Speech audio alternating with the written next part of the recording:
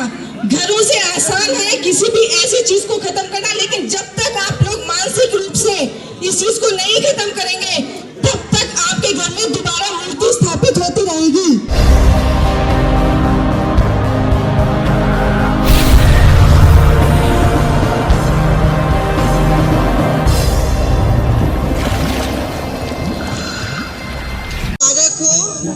हमारी रविदास जयंती की शुभकामनाएं सबको।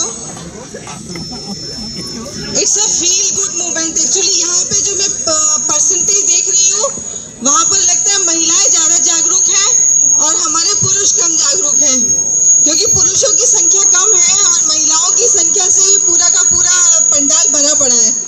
तो इनके लिए जोरदार तालियां बजाएंगे महिलाओं के लिए। और मैं बहुत बहुत धन्यवाद देती हूँ अपनी इन सभी महिलाओं को जो आज समय निकालकर अपने घर से यहाँ पर आई है शिरकत करने के लिए इस समारोह में।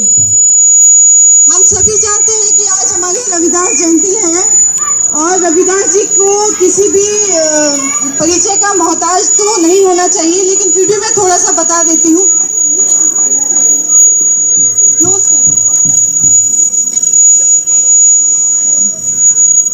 Hello hello hello.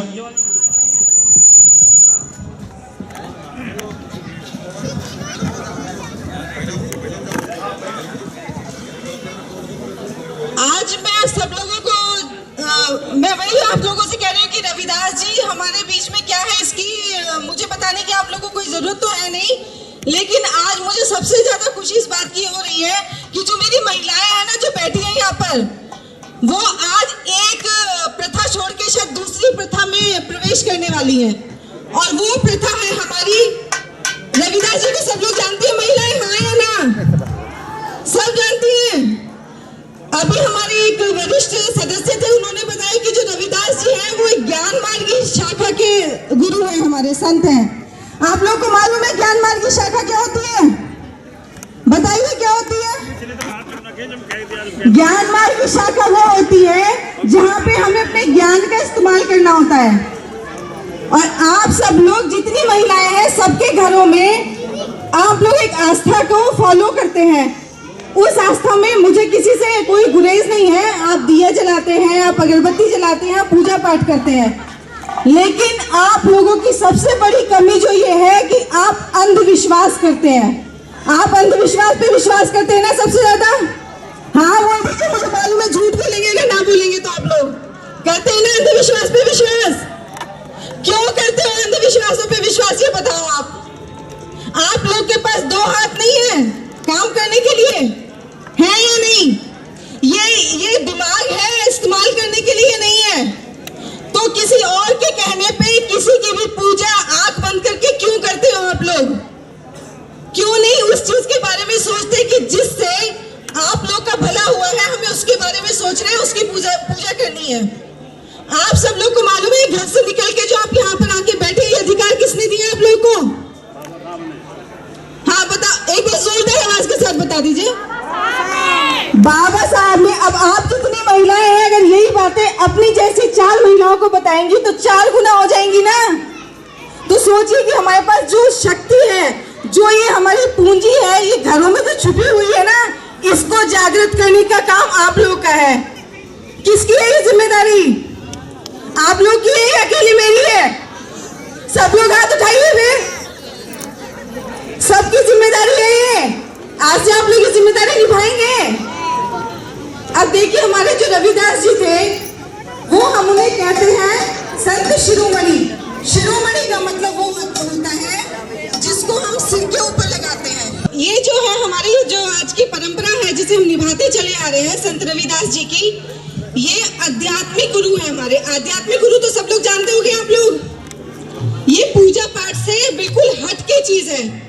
इसका मतलब होता है कि आप अपने ज्ञान का इस्तेमाल करके अपने जीवन की गुणवत्ता को उच्च करें, यानी कि अपने लाइफ स्टाइल को बढ़ाएं आप लोग, ठीक है ना? अब हम लोग क्या बोल देते कि नहीं, हम लोग अगर गरीब है तो ये किस्मत का खेल है। किस्मत का खेल है क्या ये? हम लोग गरीब है तो किस्मत का खेल है ये? कौन सा भगवान ने आके बोला था आपको कि आपकी किस्मत खराब है? किस भगवान ने कहा आपसे? आपके घर में आके दरवाजा खटखटा के कहा था क्या कि आप किस्मत का खेल है और आप लोग गरीब बने रहोगे? ये गरीब इसलिए है आप लोग क्योंकि ये सोचते हैं कि कोई देवी देवता आएंगे और आपके ऊपर कृपा बरसाएंगे और आप लोग अमीर हो जाएंगे। बिल्कुल भी नहीं होंगे। मैं इस बात की गारंटी मैं देती हूँ आप लोग को। जब तक आप लोग अपनी पढ़ाई लिखाई का इस्तेमाल नहीं करेंगे, अपने व्यवसाय को अच्छे से नहीं अपनाएंगे, जब तक आप अपने परिवार के लिए भला नहीं सोचेंगे, आपकी गरीबी नहीं हट सकती, क्योंकि आपके परिवार का भला सोचने के लिए इस दुनिया में और कोई नहीं पैदा हुआ। परिवार का भला केवल आप लोग सोच सकते हैं अपने। और रविदास जी जो थे हमारे, उनका एक ऑक्यूपेशन था कॉबलिंग, जिसे हम कहते हैं जूते गांठना।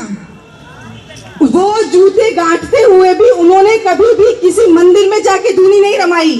कभी देखा है आप लोगों ने रविदास जी को कि वो किसी मंदिर में बैठ के धूनी रमा रहे हैं, माला जप रहे हैं? देखा है कभी?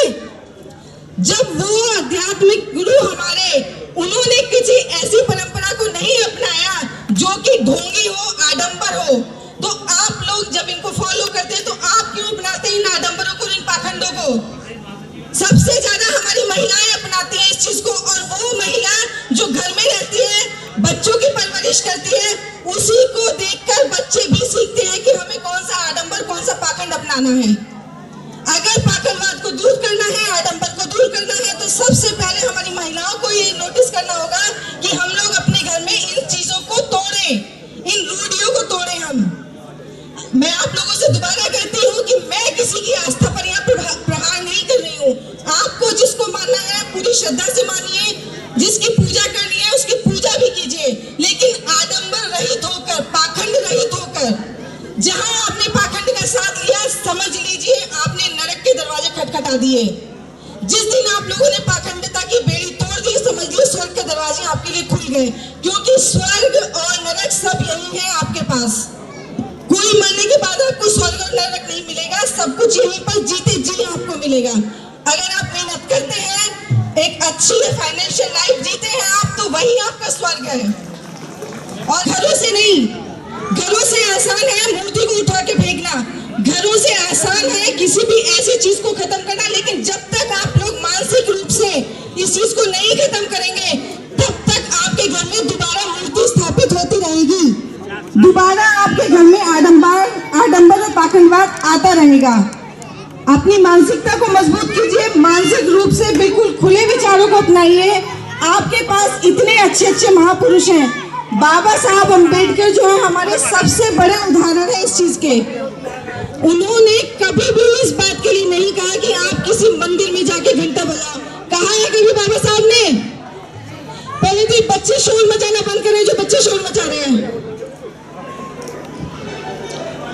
कोई शोर न मचाए, कोई वक्ता बोल रहा है तो उसको सुने, ये आपके काम की चीज है, उसको सुने। बच्चों, आप लोग स्पेशली सुनो इस बात को, क्योंकि आप लोग जिस माहौल में पल बढ़ रहे हो, उस माहौल का असर आप लोग के ऊपर होगा सबसे ज्यादा। और ये माहौल सुधारना हम लोगों का काम है यहाँ पर। जब तक हम लोग इस माहौल को नहीं सुधारेंगे तो हम अपने बच्चों को भी नहीं सुधार सकते। आज अगर हमारे बच्चों में अनुशासनहीनता है तो वो इसलिए क्योंकि हम खुद अनुशासनहीन हैं। जिस दिन हम लोग डिसिप्लिन हो जाएंगे, अनुशासन हो जाएगा, हमारे अंदर आ जाएगा, उस दिन हमारे बच्चे भी अनुशासन हो जाएंगे। इसलिए मैं उम्मीद करती हूँ आप सबसे कि आप जो भी करेंगे आगे से, एक बार की मेरी इस स्पीच से कोई फर्क नहीं पड़ेगा, मैं जानती हूँ, लेकिन महिलाओं, आप लोग को, जितनी हमारे समाज की महिलाएं हैं, केवल उन्हीं के लिए बाबा साहब ने कुछ नहीं किया, उन्होंने पूरे देश की महिलाओं के लिए किया। उन्होंने जाति को साइड में रख के, धर्म को साइड में रख के, उन्होंने हर उस महिला के लिए, अधिकारों के लिए काम किया जो कि घर में बैठी रहती है और कुछ काम करना नहीं चाहती। उन्होंने आप लोग के लिए दरवाजे बहुत पहले खोल दिए थे। निकलिए आप लोग, चाहे छोटे ही प्रयास कीजिए, लेकिन उन प्रयासों को आगे लेकर आइए और उससे अपने परिवार का भी भला होगा, अपने समाज का भी भला होगा। इसी के साथ मैं अपनी वाणी को विराम देती हूँ। और भी वक्ता है वो अपनी विचार आपके सामने रखेंगे। धन्यवाद।